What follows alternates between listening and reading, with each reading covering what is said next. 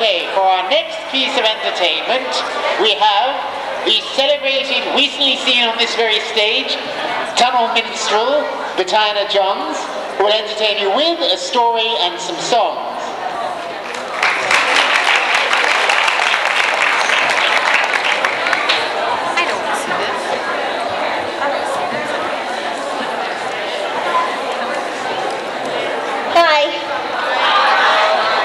We're all really here, and this is really happening.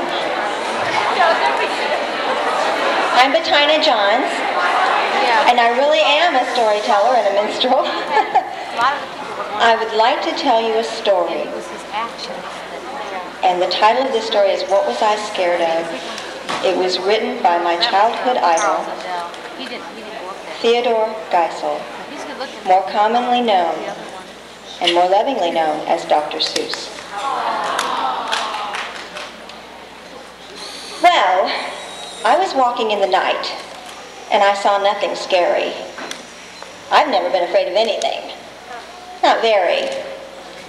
Then I was deep within the woods when suddenly I spied them. I saw a pair of pale green pants with nobody inside them. I wasn't scared, but yet I stopped. What could those pants be there for? What could a pair of pants at night be standing in the air for? And then they moved. Those empty pants, they kind of started jumping. And then my heart, I must admit, it kind of started thumping. So I got out. I got out fast as I could go, sir. I wasn't scared. But pants like that I did not care for. No, sir. After that, a week went by, then one dark night in Greenwich, I had to do an errand there and fetch some Greenwich spinach. Well, I had fetched the spinach and was starting back through town when those pants raced around the corner and they almost knocked me down. Now, bicycles were never made for pale green pants to ride them, especially spooky pale green pants with nobody inside them. I lost my Greenwich spinach, but I didn't even care. I ran for home. Believe me, I had really had a scare. And the next night, I was fishing for doubt trout on River River when those pants came rowing toward me. Well, I started to shiver, and by now I was so frightened that I'll tell you, but I hate to. I screamed and rode away and lost my hook and line and bait too. I ran and found a brickle bush.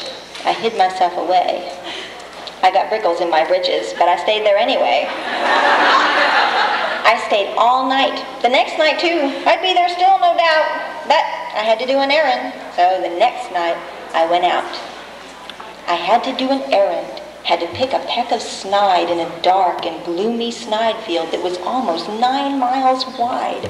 I said, I do not fear those pants with nobody inside them. I said those words. I said them, but I lied them. Then I reached inside a snide bush, and the next thing that I knew, I felt my hand touch someone, and I'll bet that you know who.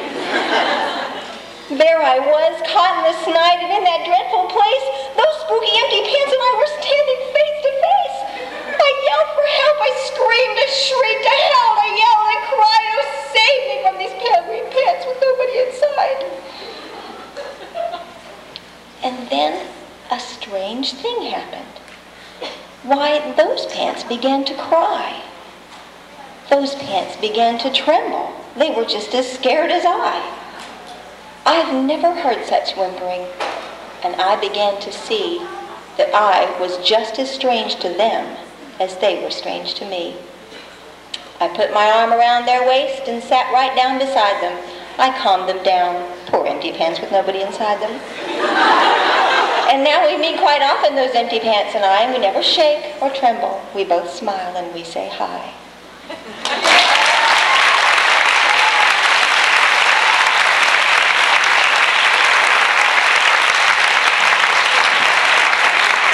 Now, so give me a minute to get a little readjusted and detunnelized a little bit. Isn't that a lot like us when we're afraid of something and we don't really take the time to see what is inside?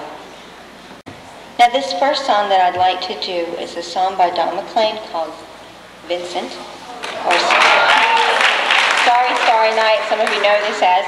It's not about our Vincent, but it is about a misunderstood soul. And if you listen carefully to the words, you will hear a really nice message that's very appropriate to this convention.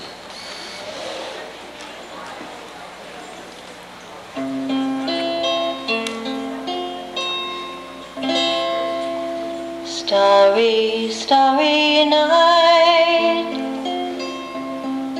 paint your palette blue and gray. Look out on a summer's day with eyes that know the darkness of my soul. Shadows on the hills, sketch the trees and daffodils. Catch the breeze, the winter chills in colors on the snowy linen land. Now I understand what you tried to say to me, and how you suffered for your sanity, and how you tried to set them free. They would not listen, they did not know how. Perhaps they'll listen now. Starry, starry night,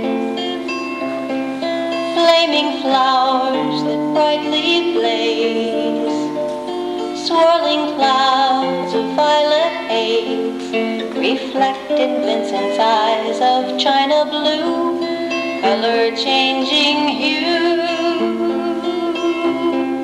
Morning fields of amber grain, weathered faces lined in pain, are soothed beneath the artist's loving hand. Now I understand what you tried to say to me, how you suffered for your sanity, how you tried to set them free. They would not listen, they did not know how. Perhaps they'll listen now, for they could not love you, but still your love was true. And when no hope was left inside, on that starry, starry night, you took your life as lovers often do.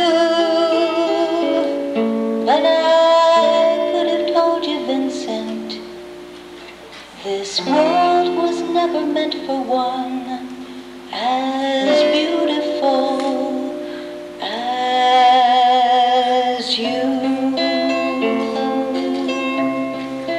Starry, starry night,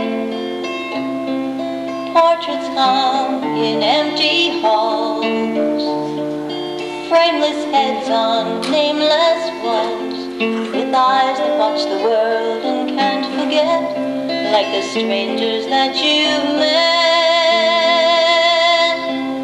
Ragged men in ragged clothes, silver thorn of bloody rose, eyes crushed and broken on the virgin snow.